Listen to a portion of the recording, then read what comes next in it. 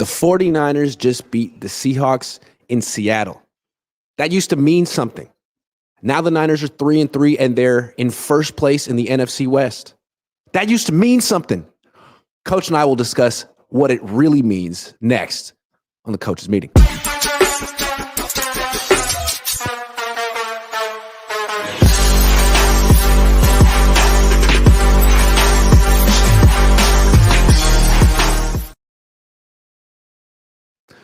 Good morning. Welcome to the Coach's Meeting. That's the coach sitting in his coach's office. I'm Grant Cohn, sitting right outside Pikes Market, clearly in Seattle. It's amazing to see everyone flying home tonight, but I wanted to just give everyone a peek of sort of like what it looks like out here. Mm-hmm. Niners win 36-24. What did we learn Thursday night? I'm not sure what we learned. I came away from that one a little befuddled, Coach. Mm-hmm. What did you? Let's go back and forth. Give me one thing you learned from this game. I learned that we have to grow our depth during the season. We can't rely on it before the season, gaining free agents or having guys kind of come of age in front of our eyes. I think that they've got to loosen the grip a little bit on getting young guys on the field. There was a clear addition from certain guys that we're going to bring up later in the show. That without their performances last night, we don't win this game. So let's list them straight up. Like Malik Mustafa to start. Yeah, he covers a ton of ground in center field. Then right. Renardo Green all game. Yes, and Guerendo to finish it off like three rookies. Not to mention Dominic Pooney. I was just about to say, man, Sorry. like that because he starts. I think that we're kind of shelving him and just set it and forget it. Nah, like he's a rookie still. So they've all been doing a good job. Also, another guy, and I'm kind of surprised that you missed this guy, Tatum Bethune. Tatum Bethune. Yes. He had a really good special teams play yesterday. So a lot of the young guys are stepping up. So even some of the younger guys, not necessarily the rookies, but Robert Beal Jr. flashed a lot on defense, definitely in special teams. I mean, right now they're showing that these are guys that have been waiting, or not necessarily not waiting, but and Robert Beal Jr.'s Robert Beal Jr.'s case waiting. But I like playing young guys because they just don't know what they don't know. They really don't understand the true gravity of moments, really. They're just trying to do their best, right? And that's really what you need when you're trying to get through the toughest moments. You need everybody to do their job, right? And young guys are perfect models for that. Yeah, as Williams says, Coach had me crying last night. If you haven't seen it, Coach is doing a sort of like a YouTube watch party weekly. Like he's streaming during the games. It's money. I don't know where else to get anything like that. So you should check it out. Thanks, guys. Belichick 2025. The name is pretty self-explanatory. It says, I learned that any running back can run the ball in this offense, which makes it more alarming. Kyle goes away from it. That's another one. I got something else I learned. Yeah. Can I have 30 seconds? Can I have 30 seconds? I need like 30 seconds. All right. I'm be right back. Oh. He needed 30 seconds. Okay, I got another one. But I'm going to save it because I wanted to hear what I have to say. And it's sort of about the Seahawks. And I think that's why I brought this topic up. Like, what did we learn about the 49ers in this game? Did we learn that much about the Niners in this game? We learned that they're better than Seattle. They're definitely better than the Seahawks. But I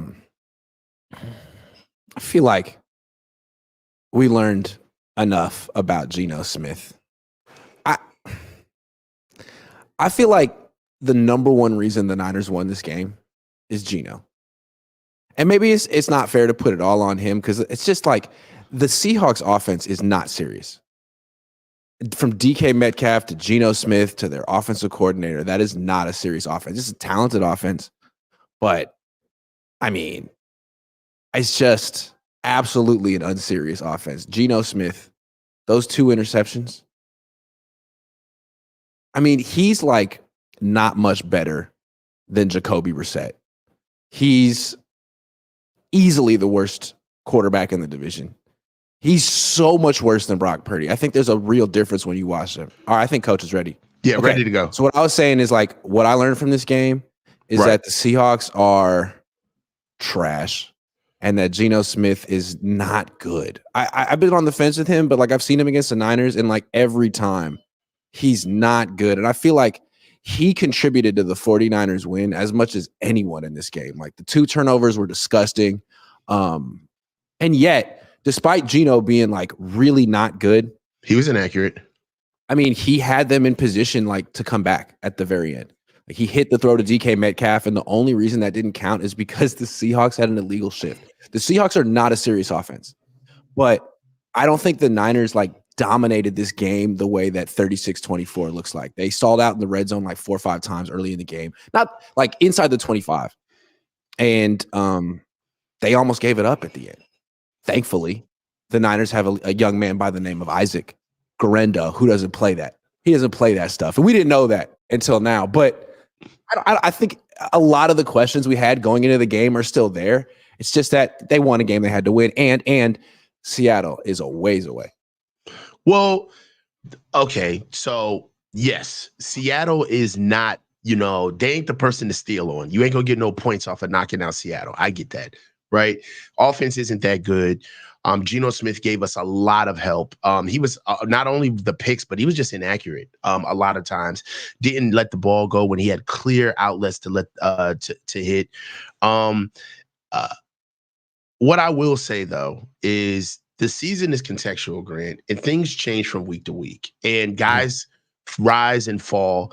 And for this week, we survived, right? And what I'm saying is that I feel like because of how good we have been, there's a tendency for us to look ahead, right? Because certain parts or phases of the season are foregone conclusions.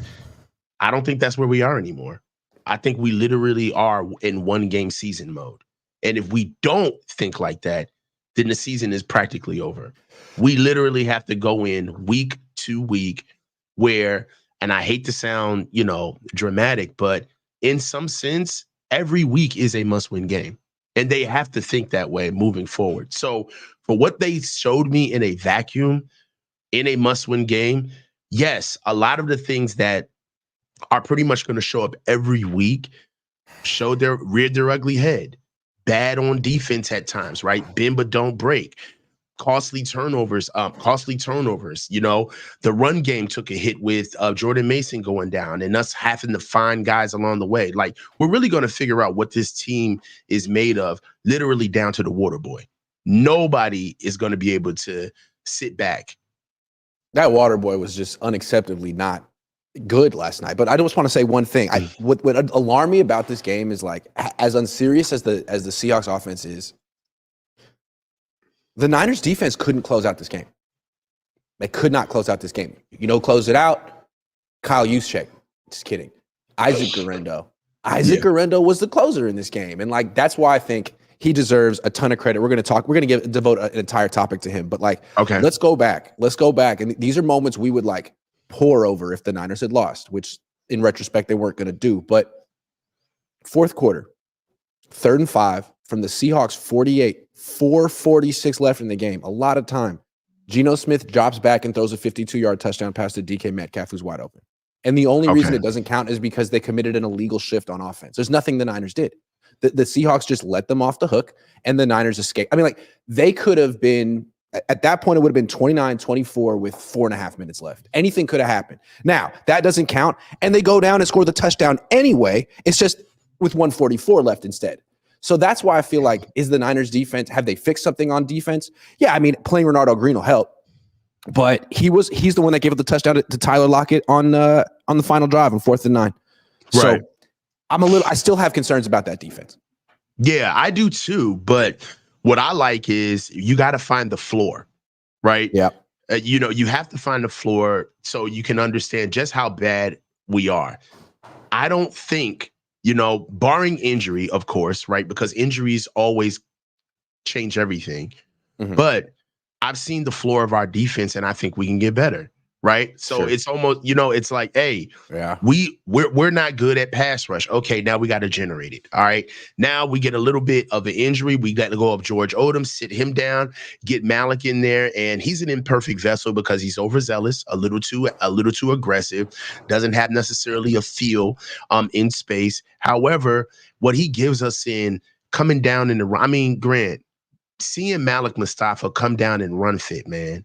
I mean, I haven't seen anybody from the secondary close or run fit like that since 2022, man. Like that's what I care about. I care about the shades of our DNA being on the field. I don't care about the mistakes. All right. But there's got to be something that virtue signals to what we can be. And then it's up to the coaches to coach them up and develop them. Real quick. The Niners run defense did play well in this game. Gotta give them credit. Yes. They fell apart against James Conner. Maybe you blame the heat, whatever. But Kenneth Walker's at least as good as James Conner, and they shut him down. Yeah, and so is Charbonnet. You know what I mean? Yeah. Like they had a really good backfield that if they wanted to prove that we can't stop the run, they could have did it. Especially with Jordan Elliott being out, having Kevin Givens in, and then even I haven't seen the film yet, but Kalia Davis even made some plays in actual pass zone coverage. Funny enough, right? Yep. So they're finding their way. They're understanding that, all right, we got punched in the mouth. Now it's time to punch back, right? And at this stage, I understand being critical of the win. I get it. This is not the Super Bowl. I talked about it during the live stream, Grant. This was not a John Lynch come down from the press box win. And when he came down, you know what I mean? Like when he came down from the press box and started shaking everybody's hands, I thought, no.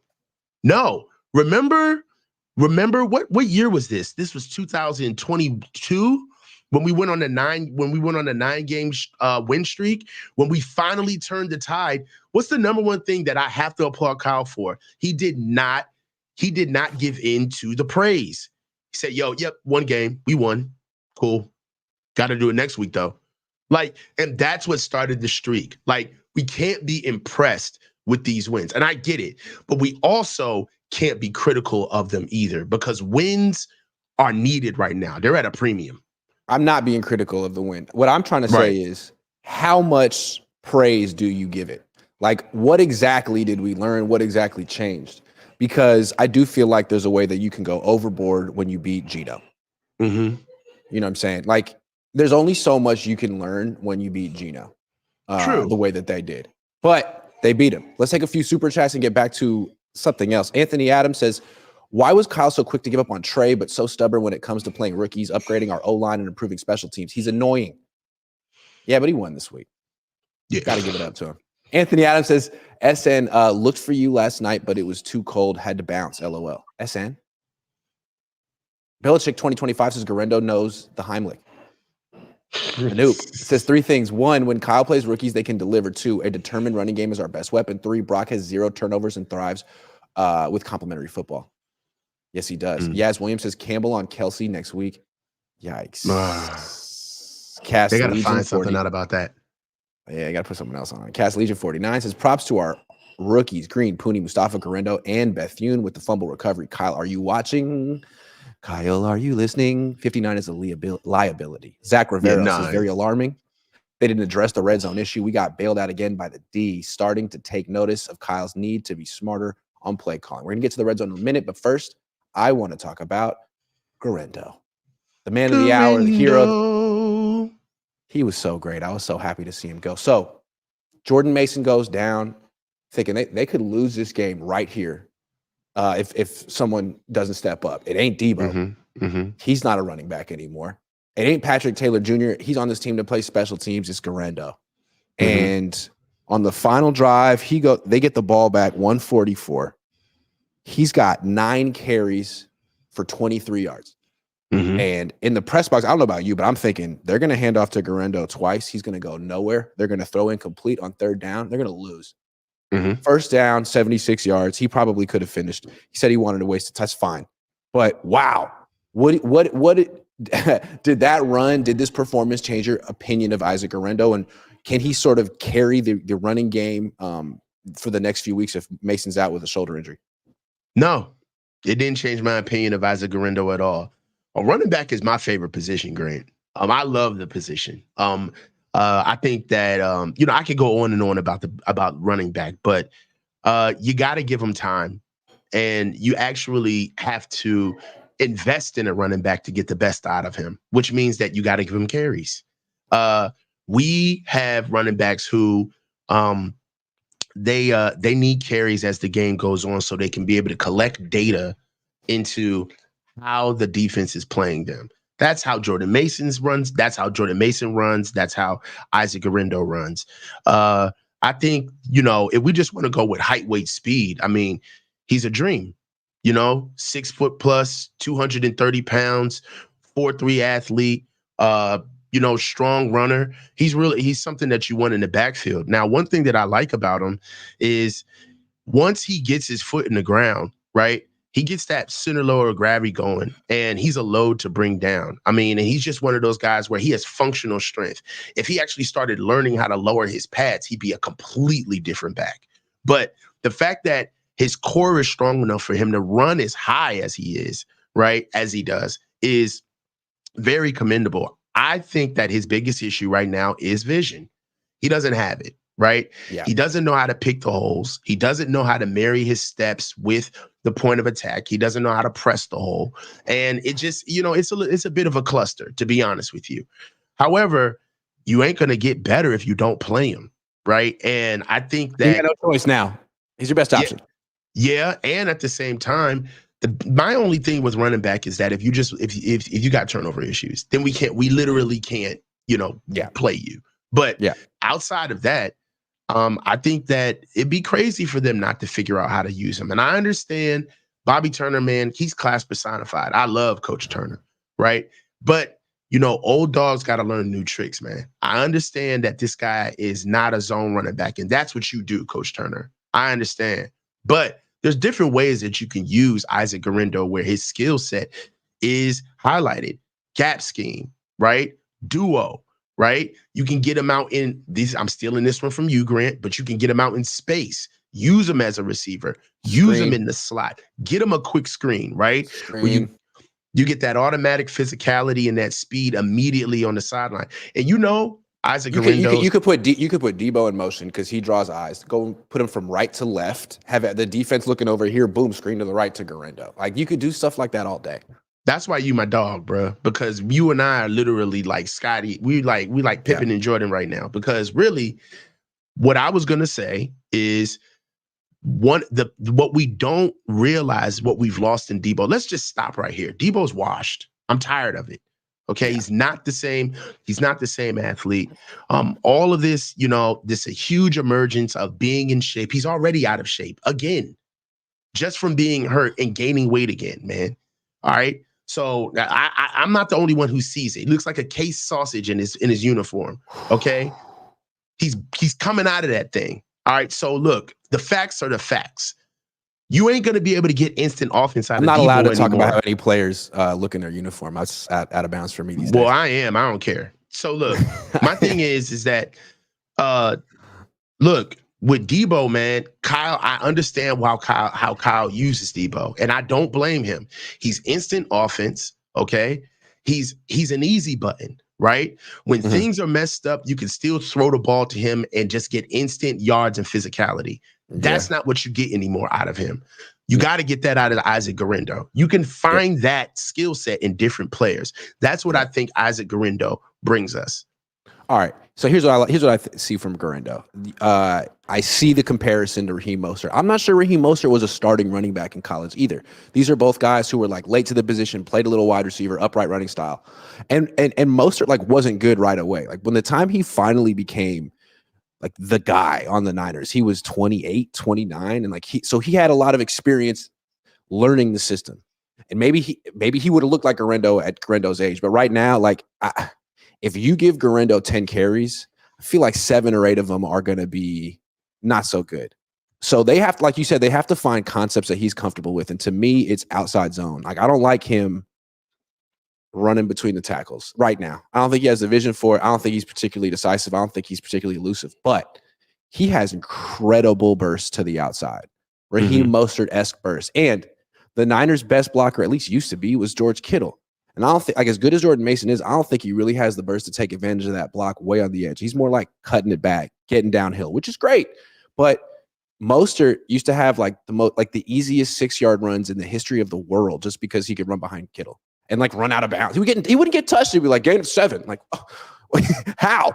I think Guerendo could do stuff like that, and it doesn't require like a ton of vision. It just requires being decisive. Yeah, I mean, I feel like there's tons of ways to use Isaac Guerendo. I think that then you have to engineer it, right? So what you lose out of CMC, you engineered by bringing in other receivers and bringing in a tough run game with Jordan Mason. What we possibly, because we really don't know where Jordan Mason stands right now, but what you possibly lose out of Jordan Mason is the interior run game and the physicality. You can get that out of Patrick Taylor Jr., right?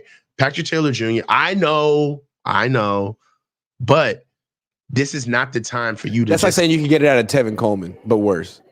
No, Patrick Taylor Jr. is a big back. He's over 200 he could pounds. run into defense. He could run in defensive players and hit them very hard when he gets his 2.5 yards. I'm sorry. Pause. You know what? They won. I'm gonna say a pausable statement right now. But you got to tenderize the meat. Pause. You got to tenderize. I'm serious, man. Like, what you really have to do is you have to sausage casings and tenderizing meat, man. It's too early for this, man. I'm sorry. I'm on the West Coast. Syntax between those two comments. So look, all I'm saying is that what you do need is that you got to have a run game, and you have to be able to. The defense needs to know that you're going to run the ball just for the hell of it. Like, we are going to run the ball, and those are the carries that you could give Patrick Taylor Jr. I see those runs, those interior runs, those runs that tire out those linebackers. So when they have to run to the sidelines to go get Isaac Guerendo, they're a step slower, right? You got to build the run game. It's a sum of all parts. You just can't be lazy and give it to Christian McCaffrey. That option's not here anymore. So you're saying that Guerendo went off because Patrick Taylor Jr. tenderized him? No, I'm saying there's a possibility down the line. Stop trying to put don't hedge me. I'm messing with you. Fernando says Deebo was looking like a chubby marshmallow yesterday. I'm going to get in trouble. You guys are trying to get me in trouble. I didn't say it, 49ers. All right. News, Jordan Mason, Adam Schefter says the Niners are thinking a sprained AC joint for Jordan Mason. I think this shouldn't come as a surprise. Like, if he had separated his shoulder or broken a clavicle, or I think he wouldn't have returned to the game at all. He did, sprained AC joint. What is your instant reaction to this news? It was huge. I mean, it stopped my stream. I was muted. I went muted when he got hurt, and I didn't even realize I was muted for like 5 whole minutes. I was so just stopped by the implications of losing him. Right now, Jordan Mason is the key to our season right now. For right now, right? He's good. Not only, exactly. It's not even that he's our best option. He's actually a very good option, right? So good. Yeah, there's a difference. So it's not like, oh, he's a consolation prize. Like, oh man, I guess we got to give it to Jordan. Like, no, I don't think we still know what type of back he can become. He's already showing himself in the passing game. That started to become an uptick that we started seeing later games. So for me, it's a big deal. Hopefully, because he is a good pass catcher, and he seems to be a little bit more versatile. If they can pace him out, maybe we could still use him in the pass game. That can be a guy. That could be somebody that we can still count on in the pass game and still get some screens going. I am worried about the AC joint because it's an upper body injury, and he's such a physical back.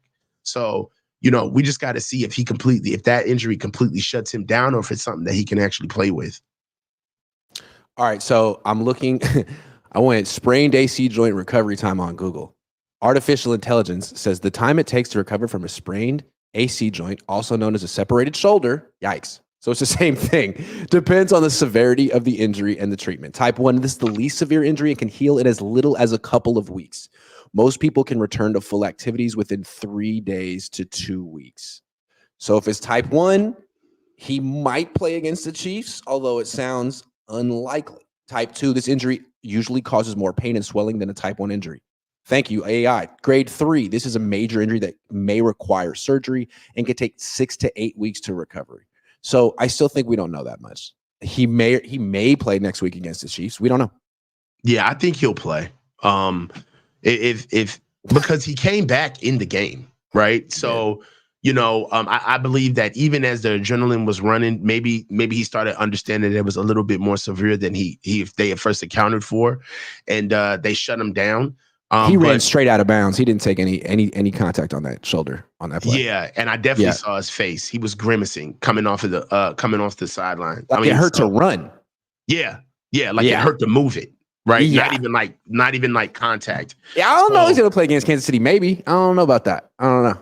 We'll see. We just got to see. Well, number one, today is the most important day because the adrenaline was worn off, and you get to actually feel the injury, so you know what he can do. Right. Yeah. Once he gets past that, then they have to actually get MRIs and see exactly what it is. And moving forward, I mean, when does Kyle speak? Tomorrow? Today at 12:30. Yeah. So we'll find out. We'll definitely find out then. But without Jordan Mason, I tend to believe that it's still no excuse. We still got to run the ball. And shit, Deebo's damn near a fullback, so he can run too. Okay.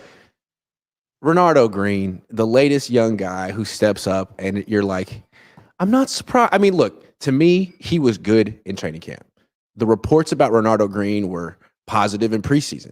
And then the coaching staff, which they always do, said, this rookie just isn't ready. Right. Be patient. And they play Isaac Yiadom, who they paid, gave money to. And he's just, I don't know. I think he's been a liability. And then all of a sudden, Charvarius Ward goes down and Renardo Green gets an opportunity just because of injury. And it's like, oh, he is ready. He is good. I feel like Renardo Green is a bit of a game changer for this defense. Like just like Jordan Mason, like they can't keep this guy off the field anymore. I think he just took Yadom's job. What do you think? Yeah, I believe. I mean, shoot, this is his first time actually getting like real funk, like not just packages, but you're out there playing. 6 total tackles, 4 solos, 2 PBUs, and a pick. I mean, come on, man. Right about now, I understand that we're not playing against, world beaters on defense, but for what this kid has shown us just in his first outing, Isaac Adams got to take a seat. And also, again, we know where the floor is. He's only going to get better. And if he doesn't get better, then he didn't get coached up. It's just that simple, man. Right? Players don't come out and show promise and then all of a sudden fall off a cliff. They got to coach him up. And I feel like a lot of times coaches don't want to attach themselves to certain players because they understand that player's success is contingent upon their job performance. So they always like to keep this like professional barrier of what guys should be before they trust that they should get on the field. They don't have that luxury this year. They got to put the product on the field right away. I never really bought into the Yiadom. Like, I don't get it. I mean, on the one hand, you got a 28-year-old corner who's on his 6th team. I mean, he's been passed around the league like, I'm not going to say more than anything because he's been passed around. And last year he supposedly had like the light bulb go on and he figured it out. Like maybe he was also playing in a way different scheme with a different coordinator. And now it seems like, oh yeah, this is Isaac Yiadom. And on the other hand, you got a 2nd round pick who's played well at every stage of the year. Like this is a no brainer. You play Renardo Green. Hopefully by the end of the season, like Kyle actually is comfortable playing rookies because it seems like there's like 4 of them that could really help this team, at least 4. I mean, the pedigree is there. You don't get a guy in the 2nd round if you don't see him getting on the field. And he's a corner, right? He's not a quarterback, right? He's not like a corner. Like I feel as though that there are certain positions where you either have it or you don't, right? You either have a running back or you don't. There's no such thing as a running back sitting to wait his turn. Either he's going to play or he's not. Corners, you pick a corner high, that corner should play. You don't roll out a corner, especially in the 2nd round. So that's what I mean. These guys have a very, I think they have a specific way of rolling rookies out because they have had so much talent on the top end, right? So the barrier to entry, meaning like being a starter or being a player on this field, has been very hard to break through in years past, but not anymore. Like, to be able to get on the field in this team, it shouldn't take that much. And really, coaches need to, like, Kyle needs to come off of that modus operandi. He needs to change that. I got a brief little tangent for you. Did you catch after the game Kyle's post-game press conference? He was being asked about his DBs, and he just said, real quick, without really thinking, which was made it real, like, honest. Deommodore Lenoir, he's one of the best corners in the league right now. He's one of the best corners in the league. I agree. What do you think about what Deommodore's doing this season? I mean, he clearly, in my opinion, and this is just something on the side, he's made the decision for me between him and Mooney Ward very easy. Excuse me. As we know, they're both going to be unrestricted free agents next year. And they're going to be on the open market, and they're both going to be looking for a bag. In my opinion, we can only keep one. I'd keep Demo. Again, I'm going for the equity. He's homegrown. I'm not sure they can keep any. That's my thing. I'm not sure they can keep any, dude. Like, Demo is going to be so expensive. Kyle just said it. He's one of the best corners in the league. Thank you very much. That's $20 million a year. Kyle, you said it yourself. You said it. One of the best corners in the league. One of the best corners. True. We'll see. That's very true. He's going to get more money than Travarius because he's 24. Travarius 28. True, but Travarius is also hurt. I'm glad that he sat down. It doesn't do him any favors to play hurt, and then people can't tell the difference between your hurt play and your good play, and then you start losing money on the back end. It also just kind of hurts your cachet as a player. So I'm glad that Mooney got sat down. Demo, I mean, there's levels to this. Demo's a very good receiver, right? But he doesn't travel either. Corner, sorry. But he doesn't travel either. So that's kind of the next barrier, right? If you're going to be a guy, then you got to travel. You got to be able to go take the best guy every day. So a good job against DK last night, but you're right. I mean, I'm not trying to pour water on him. Yeah, he's hot. I just want to say something. Okay, that's enough of Demo. What I do want to say, though, is back to Renardo. So young guy steps up. Oh, my God, the Niners have a young corner. Samuel Womack is like the nickel corner for the Lions, and he's doing well. Am I wrong? Where is Samuel Womack right now? I'll look right now. He's playing, and he's doing well. Let me just get his number. I want to get this correct. Samuel Womack. Oh, he's on the Colts. Sorry, the other blue team. So he's on the Colts. My bad. He's started 4 games this year, and he's giving up a quarterback rating of 42. So I think you see, like, the Niners have these young corners that they never let actually play. So Renardo Green gets on the field in spite of Kyle Shanahan plays well. Who else could be the next Renardo Green? What about Darrell Luter Jr.? Can we see him play? Yeah, I'd like to see him play. I'd like to see him get more snaps. I think that's another thing too, is like, you see, let me take you to a scenario that happened last week. It was Jordan Mason's fumble, right? So Jordan Mason fumbled, but you got to understand, like, at the time when Jordan Mason fumbled, that was probably like his 11th carry of the game, bro. Like, what happens is that when you don't call on guys, or you don't show any type of, like, I don't know, faith in guys that they can actually have another down, to fight to see another down, you get guys where they start pressing. They start doing more than what they should. They're not where their feet are, right? Jordan Mason was fighting to get extra yards, and that's how we fumbled the ball. He was actually going to go down, but the problem is that it was damn near late in the game. He hadn't gotten a lot of opportunities, and he understood that at this run, from that 5 seconds of hearing the play to breaking the huddle to getting down in his stance before he got the ball, he already ascertained that, man, this is like one of the fewest carries that I've gotten. We're in the red zone. I got a damn score. This rep has got to be perfect. And if you don't give guys enough time on task, what happens is that you get them trying to give their absolute best no matter what, every rep. Are you bored with what I'm saying? Why'd you do that? No. Okay. It's early over here. I was up till like 2:30 last night. Oh, okay. So all I'm saying is that with that, you got to be able to play the guys. Let them mess up a little bit, let them screw up, coach them up, right? I think that they're so preoccupied with being in this Super Bowl window. Look, bro, I think we all know the window is it's a skylight. It's 6 games. We've seen Yada. We've seen Campbell. We already know what they are, bro. They need to play. And if you had a better center than Jake Brendel, he could sit too. My goodness. All right. Yeah. Let's get to some of these sleeper picks because they just don't pick themselves, do they? No. No. Absolutely not. That's They're one gonna thing get about picked. sleeper picks. You got it. Oh, wait. There it is. Boom. Okay. So I didn't do so good. The other, let's see, completed. I didn't hold not just the ones I won. Mm-hmm. Oh, wait a second. I did do great. Did I not? No, that was from a different game. I want to see like the ones that oh wait. I couldn't. I don't want to talk about it. You know what sucks is I can't actually make the wager here in the state of Washington. State of Washington is hating. Mm. You know what? We ball anyway. Arizona and Green Bay this weekend.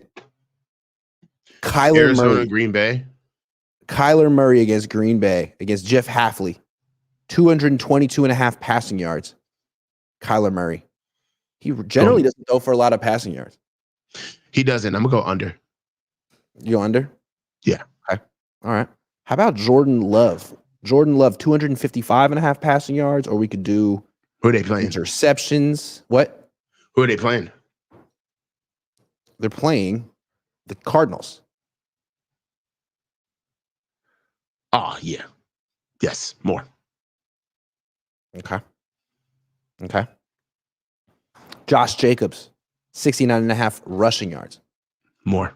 That defense is bad. More. Yep. James Conner, 70.5 rushing yards. Against the Packers? Mm-hmm. No. Less. No. Okay. You know who I haven't been super impressed with early on? Who? Marvin Harrison Jr. Me neither. That's a good. Where's the there? There's no there. I don't get it. He was supposed to be like cream of the crop. Malik Neighbors is doing way more than him. Yep. I would have to agree with that one.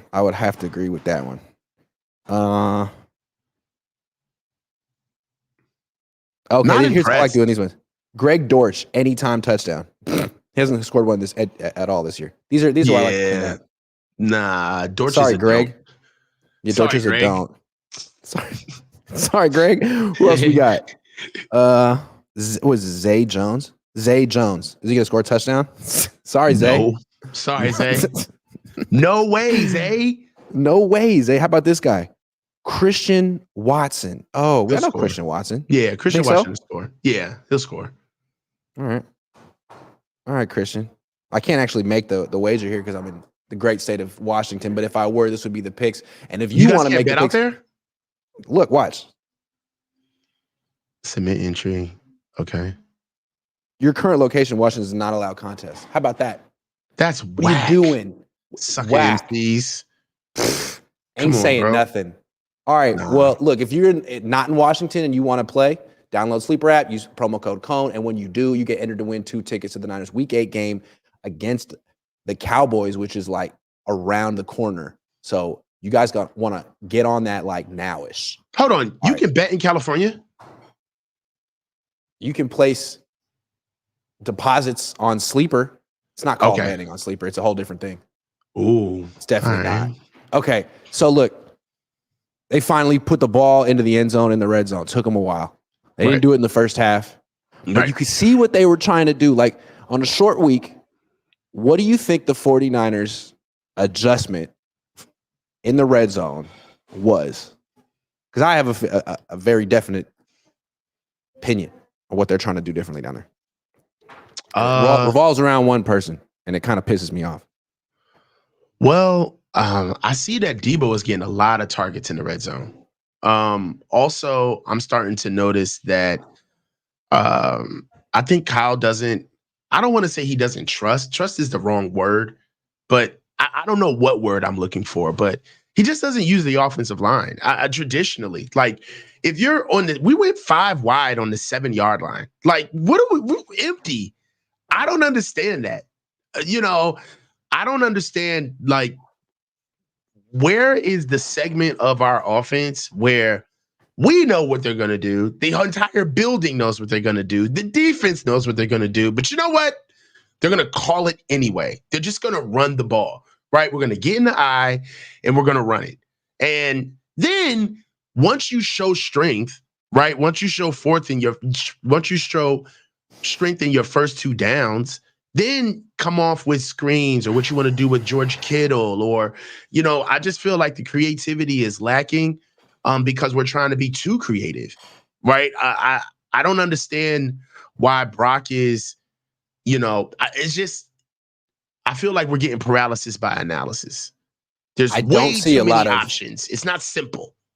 Well, I don't see a lot of creativity down there, but I do feel like Kyle Shanahan's starting to figure out the options that he wants, and it's clear that Kittle is his go-to guy down there. And I just think it's funny that it took did Kittle turn 31 this week? It took until Kittle was 31 and for Kyle to be like, I should throw him the ball in the end zone, like every game. Yeah, you really should. And then the other one, use check.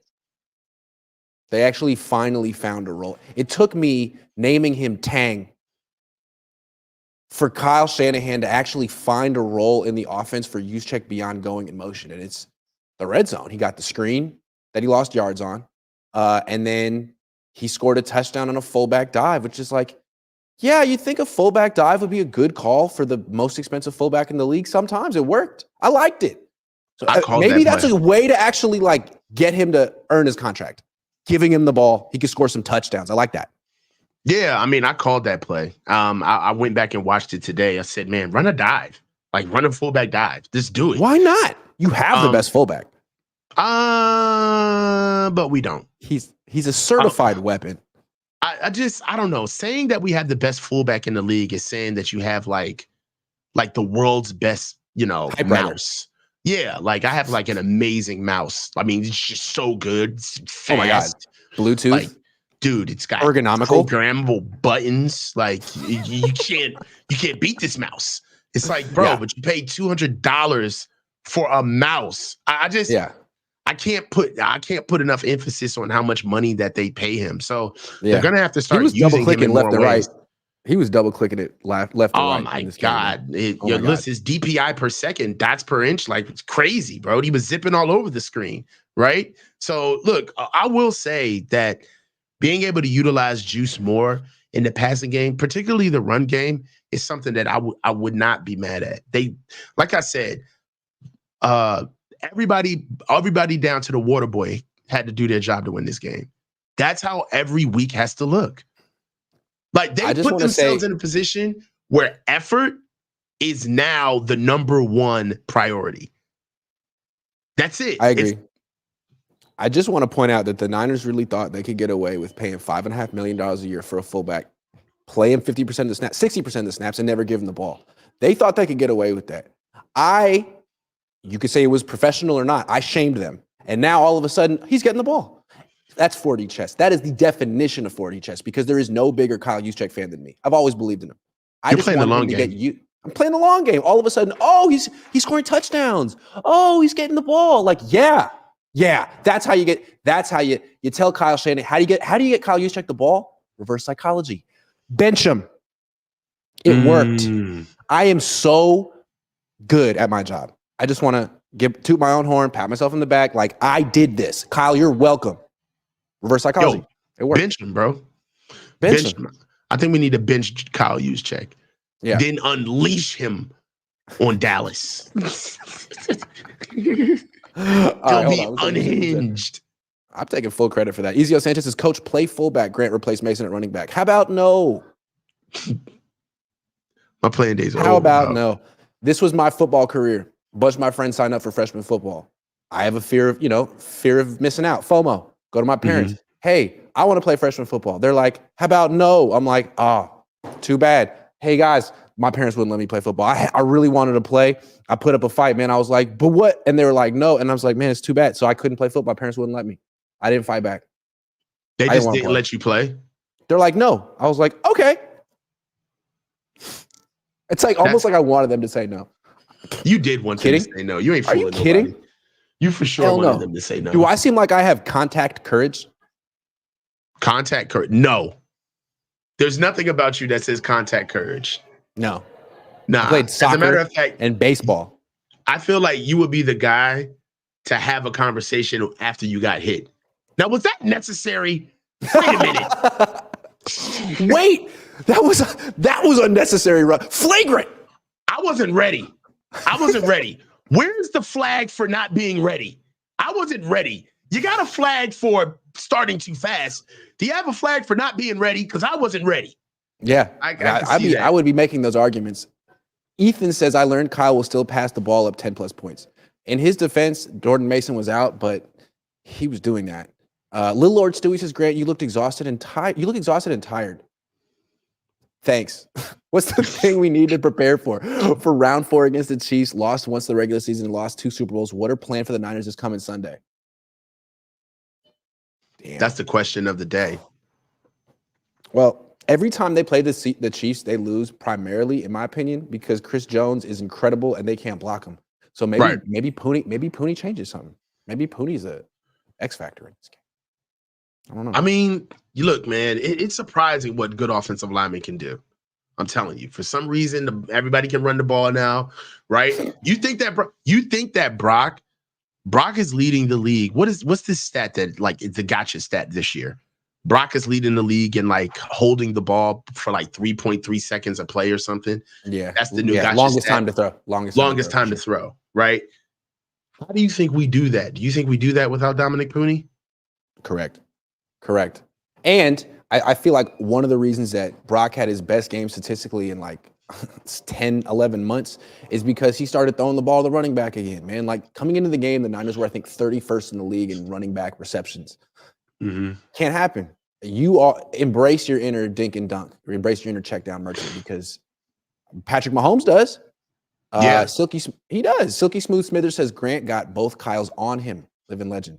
Pause. Sean Shepard says, sorry for this comments, Grant. Like Juice, I was wrong. What are you talking about? I think it's been Coach outside my locker. Oh my God, we looked faster on D last night. Be blessed. Coach. It was me.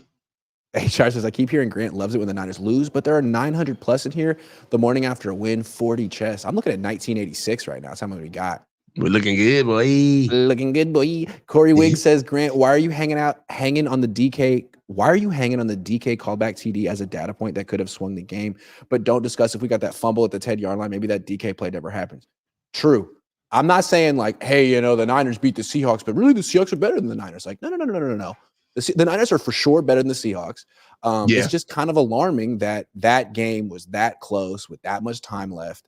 And the only reason it didn't, that play didn't count was because of something stupid Seattle did, which is they do stupid stuff. Now, that fumble on the punt return, dude, that's scandalous. The NFL can't, dude, you can't have that. That's what review is for.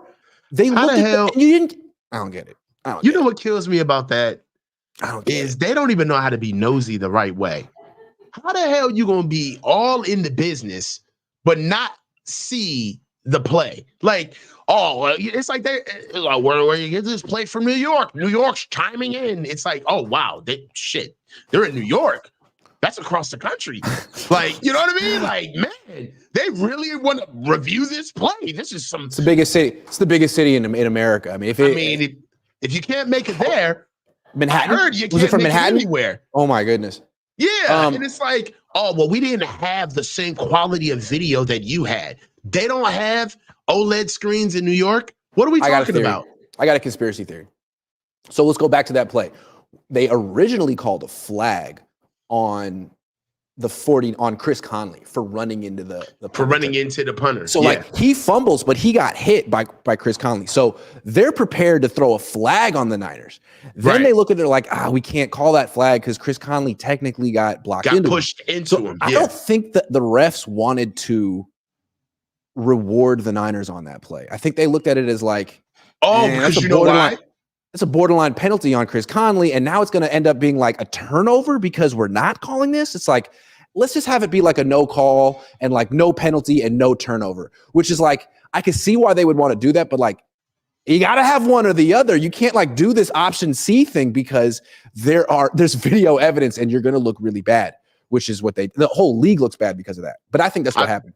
Yeah, I think, I don't know. I don't want to talk out of school, but there is something that I do remember hearing about refs being graded on a game by game basis. And, the ultimate thing for refs is they want their crew to go to the playoffs, right? Yep. Their crew goes to the playoffs. That means that their money almost it's almost 10X's. Their money goes huge. They all get big payoffs. It's something that refs want to do. And the reason why the reason why they make it to the playoffs as a crew is they have the lowest amount of flags reversed or challenged throughout the season. So you see that there is a little bit of gamesmanship with officiating crews because they don't want to get it wrong. And you do see a little bit of, hey, everybody kind of sweeps something under the rug if they understand, like, hey, we kind of got this one wrong. Let's move on. Let's push forward. And the last thing we want to do is reverse a call on top of getting it wrong. This is a really big blunder on us. So, but if you want to like coach in the officiate in the playoffs, messing up a video review probably doesn't bode well. Corey Wiggs, thank you. Meaty McMeatface says we still don't blitz enough. Kirk Herbstreit made that comment several times during the broadcast. Geno had way too much time. Mahomes will kill us. I'm still upset with Geno. God, I don't like that guy. You're so disappointed. Ugh. And I even said last week, like, oh, he's pretty good. Like, no, he's not good. Okay, I don't cover that team. The Niners gave up a special teams. They gave up a kick return for a touchdown. Last week against the Cardinals, they scored a touchdown on special teams, but pretty much in every other game, the special teams has been a disaster. How much longer are you willing to let this go on? Are you starting to feel like they should fire Brian Schneider, the special teams coordinator? Not just because of the kickoff return for a touchdown, but later in the game, they were fixing to give up another one. You could say they were finna give up another one, but the kicker, Matthew Wright, made a tackle, got hurt. Last week, Jake Moody had to do the same thing to save another one. He makes a tackle, gets hurt. How many kickers are the Niners going to lose because they can't tackle on special teams? I don't know. Brian Schneider, what do you think? Say or go. I'm ready for him to go, man. I've seen enough. And really, special teams is more of an effort. It's more of an effort in particular. I kind of feel, in my opinion, special teams speaks to, the attention to detail of your team, right? How can you go out and meticulously get one play in the game right? We got to get this one play right. So for me, it just shows that I don't know what Kyle's experience is with special teams or what they're doing, but I feel like it bleeds into more of the offense and the defensive side of the ball with its mental errors, right? It's not like they're wrong. It's the fact they're just not playing hard enough in certain instances. That kickoff return, you think about the kickoff return, that was that before or after we got our second kicker hurt for the game, right? How many times are we going to have kickers trying to fill gaps because these guys can't get down there and finish the job? So right now, that is something where, I come from the era of coaching and playing where if you want something done right, you got to do it yourself. And I've been on teams where head coaches have embarrassed coaches in a sense where they've taken over the period, right? Where it's like, all right, so y'all don't want to listen to Coach so-and-so? Well, I'm telling you to do it, right? I'm over here now. So we're going to get this right? So Kyle's got to put his hands on this one. And that's what I mean. If you really, the theme of everything that I've been saying to you, almost every topic, is these guys are going to have to come off their perch, roll up their sleeves, and coach these boys. They're going to have to coach these guys like they're a struggling coaching staff that's trying to keep their jobs, and they got to make the playoffs this year. That's the energy. They're going to have to coach everybody up. Go ahead, Grant. What's tough about this special teams issue is that it's truly a horrendous special teams unit. And I mean, from Jacob Cowan can't stay on his feet. Like every time he catches the ball, I'm surprised. They can't. I mean, they did force the fumble on Laviska Shenault. All credit. That dude jumped. And then they gave up the touchdown. I feel like it's tough to win in the NFL when you're consistently getting outplayed on special teams, giving up touchdowns on special teams. Like they talk about you want to win 2 of the 3 phases. Well, if you're consistently losing special teams, that means you kind of have to win offense and defense. And you can do that against the Seattle Seahawks because they truly suck. But I mean, you couldn't do it against Arizona. And you're not going to do it against Kansas City. You're not going to do it against Kansas City. And if this special teams is this big of an issue going forward and they can't fix it, they're not going to go far at all. This will be the demise of them. And frankly, you could argue that it was the demise of them last year. Like that Ray-Ray McCloud fumble was huge in the Super Bowl. Huge. It was huge. And the missed extra point. Huge. I will say is that, Mitch Wisnowski did do a phenomenal job. I mean, they had him pin deep They had He's him hit good. deep all game. I mean, I don't think I don't have the numbers in front of me, but I'd be interested to see what was Seattle's average start of their drive yesterday, because it seemed as though that they were starting either at the 30 at best or within. They did an amazing job. I just want to love They on started them at for their a little 10. bit. They They had started a at their kickoff, 10. right? And that was on I'm a looking. kickoff. They had a stop behind the 9. Yep. They had to stop in the 9-yard line. We had a fumble.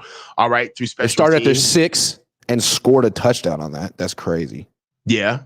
Because Geno's hella good. Mitch Started at their Wisnowski. 3 and Yeah. threw a pick.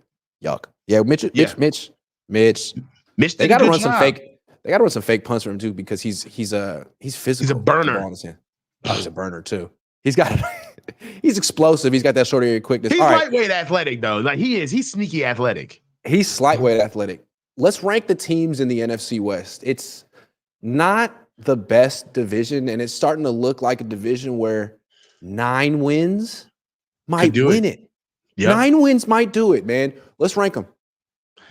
Well, From the worst to the best. Worst to the best.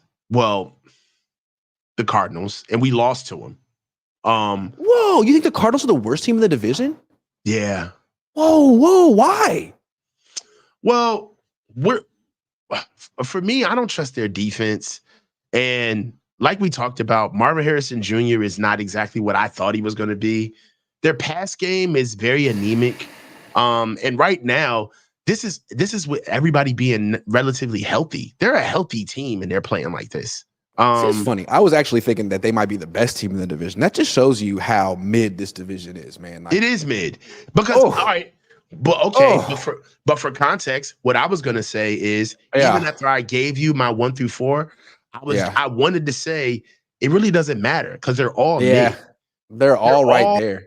Yeah, like okay, let's say you give it to us, right? Let's say we're number 1, the Rams are number 2, Seattle's number 3, the Cardinals are number 4. Let's say it that way, right? Okay. We're all or you could say Cardinals are 1 since they're 2-0 in the division. Niners are 2. Cool. Rams are 3. Seahawks are 4. Like, again, all 4 teams are kind of in the same tier. Wheelhouse. They're all in the same tier. Yeah. Yeah. There used to be you could have three teams could finish 9-8 in this division. Like, it's going to be very close, I think. Yeah. I mean, I think that for us, because we have the pedigree, like, we're going to be at the top of the division because people just expect us to turn it around, right? The Rams automatically are at the top of the division because, in my opinion, they have the best quarterback in the division, right? So you always got to fight and chance with Matt Stafford and Sean McVay, right? So I'll give you that. And then also Cooper Kupp or Puka Nacua are nowhere to be found. They got it. They're just getting those guys back, right? So same with the Niners. Like, McCaffrey could come back. Like, the Niners and Rams have some potential for the second half of the season to be completely different teams where, I mean, like, the Cardinals and Seahawks don't necessarily have that going. Can I just say that I think the Seahawks are trash? You know what else I want to bring up? Trash. I really respect his game, but Nick Bosa is not like a generational, once in a lifetime, gonna get a sack when you need it guy. No, he's gonna almost get a sack when you need it. I think he had 14 pressures, which is very impressive, and he did a phenomenal job in run fits yesterday. He is a leader, right? But without all of those other very good to mid like top tier defensive linemen on the other side, Nick Bosa is just by himself. He's swimming. He could be contained. And for context, what Nick did was against a very bad tackle in Stone Forsythe. So let's just go ahead and make that known now. Have you noticed that Bosa is spending most of his time on the left side of the defense, like you go up against right tackles? He's been doing it for a long time. Yes, he's been going up against the worst tackle on the offensive line always for a while. But if we got to keep it tall, his best rep was against Chris Cross later in the game. Absolutely. We got to keep it tall. Yeah. He almost had the sack on that play. Yes. Almost. It was nice. Sorry. Jalapeno 23 says, has Mustafa officially taken Huff's spot now? Mustafa's injured, though. Yeah, Mustafa's injured, too. We got to find out about him. That's a good point. Yeah. They said low ankle, not high ankle, but still a low ankle could be 2 weeks. True. Not 4 to 6. David Butler says, as a fan, I'm happy Guerendo busted that run, but watching the replay, it was the offensive line that made a hole. old Emmitt Smith could run through. Until that run, he wasn't doing much. Yeah, I'd like to watch a little bit of I want to see the all 22 for Guerendo. Was he missing holes? I'm curious. Steven Draper, Niners. Happy B-Day, Geno. Let them F yo couch. F yo couch. Joseph for real says humility is the antidote to shame. Uncle Iro, not capable for the majority of this locker room. So just mother love and win. Rookies, good on you guys. All right, I got a little story. So after the game, I'm getting back to my hotel in Seattle, like around 11:30. Okay. And I see like 4 Niner fans coming in with me, 4 or 5 Niner fans, and I'm feeling kind of silly because, I got a lot of adrenaline going through me. And like one guy's wearing a Steve Young jersey. One guy's wearing a Nick Bosa jersey. One guy's wearing one more. And I'm like, oh, look, it's Steve Young and Nick Bosa. Good to meet you guys. They're like, oh, it's Grant Cohn. And I'm like, and then one guy said, hey, man, remember you always said you were going to say that one thing to Grant if you ever saw him. He's like, I'm not saying it. So now we all get in the elevator and it's like 4 dudes in Niner jerseys who clearly don't like me. And I'm like, hey, I'm Grant. Nice to meet you. Hey, I'm Grant. Nice to meet you. I feel like Pee Wee Herman in like the biker bar in San Antonio. And I'm like, yeah. So they're like, so what'd you think? Was Kyle Juszczyk good tonight? I was like, he was so good. I want to hear you say it. I was like, Kyle Juszczyk was good, man. They're like, so what floor are you going to? I'm like, I'm going to the lobby. I'm telling them what floor I'm going to. I was terrified. So I got the hell out of there. You know what you should have did? You should have put out a tweet. Niners fans are hanging outside of my hotel room, making me nervous, waiting until I do this show. What should I do? Kyle, help me out. Give me some advice, Kyle Juszczyk. I'm uncomfortable. They're standing a little too close to me. Stranger danger. Dude, I was like, I should not have gotten in this elevator, and I'm getting out as fast as possible. It was getting tense. They were like, say what you want to say to Grant. No, you said you were going to say that. And he was like, I'm not saying it. I'm like, yeah, don't say it. Don't freaking say it. It's wholesome. Well, shout out to the guys I met in the elevator last night. That was fun. Anyway, that's the show. That's my story. That's it. That's it. Flying home tonight. Be back. Gonna have a nice little weekend without working on a Sunday. It's kind of weird to not work on a Sunday during the football. You know what? Take advantage of this time because we're gonna be right back at it. So just take advantage of this good weekend. In a way, we get 2 buys, right? We do. We get a buy this week and we get the real buy. So just take advantage of it. Yeah. You know what I mean? I'm going to dedicate this weekend to Tang. Sunny Delight. Yes. Sunny Delight. What is Crystal Light? Remember Crystal Light? No. What is that? You don't remember Crystal Light? Crystal Light, no. Crystal Light was like the diet. Let me bring you into my fat world. So Crystal Light is like diet, lemonades and like different flavors, but they come in like these little, like capsules, right? And with like 10 little shots. Tops. Yeah, but like, dude, I'm gonna tell you, it's got no sugar in it. Okay, and I'm gonna tell you, this stuff has, I don't know what it has in it because you could put like a milligram of this stuff into like 10,000 gallons of water and have enough lemonade to feed to have like the entire stadium drink. Like Crystal Light is some of the most potent shit of all time. I don't think they even sell it. They used I'm looking it up. I'm looking it up right now. I've legitimately never seen this, but it's all over, and everyone's like, "Is Crystal Light healthy to drink?" Yeah, it's supposed to be a health alternative to sugar, to like regular sugar lemonade. I feel you. Yeah. Crystal Light. I'm going to go find some in downtown Seattle. I'm finna go find some. Get some Crystal Lights. Yeah, it tastes gross though. It does have like it's gnarly. It does have an aftertaste. Tang is better. Tang, yeah, Tang. But remember, like Tang is like, I want that. Remember that purple stuff. I want that purple stuff. Purple stuff. Yo, if Kyle Juszczyk is Tang, who's Crystal Light? Patrick Taylor Jr. End of story. Thank you very much for watching. I like that. I like that. Or is it Deebo? No, hell no. Deebo is Kool-Aid. He's using that sugar. Deebo is Country Time. Deebo's Country Time lemonade with the sugar. And you know Country Time come with sugar. Deebo is Country Time and sugar on top. Yeah. Like that's what Deebo is. Careful, Grant. They were Juice's skull and bones connect. They were Juice. What? I don't know. All right, we gotta go. I gotta take a flight. I gotta get out of here. I gotta go back to California where I can make sleeper picks, man. Download the sleeper app. Use the promo code Cohn and get them tickets for week 8. It's Cowboys. I want that purple stuff. Thanks a lot. Purple stuff. I got some Sunny D. Yeah. That's Kyle. He's checking George Kittle. Yeah. We got purple stuff. I want that purple stuff. You know what I'm saying? Guerendo in the back. I want that purple stuff. Trent Williams is purple stuff. Hell yeah. Yeah. See you guys. I want that purple stuff.